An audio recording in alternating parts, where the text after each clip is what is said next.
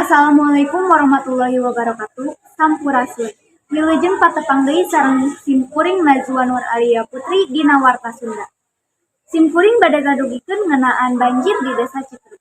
Sababaraha imah di Desa Cikruk, Kecamatan Jatinangor, Kabupaten Sumedang, Jawa Barat, poe Senen tanggal 12 Desember 2022 kakeum caah.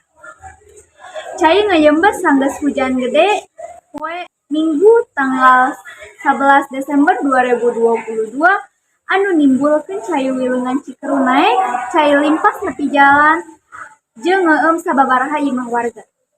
Sababaraha warga nu kabanjiran ngarungsi di pos anu disadiakeun ku Kapala Desa.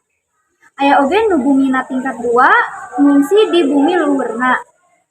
Sahari satos kajadian banjir, aya sababaraha warga nu teu kabanjiran nyumbang kadaharan sareng nu lainna. Sakitu warta anu tiasa abdi dugikeun, mugi ieu warta janten mangfaat kanggo pamiarsa sadaya. Wilujeng tepang deui dina waktos anu kapayun. Hatur nuhun. Wassalamualaikum warahmatullahi wabarakatuh.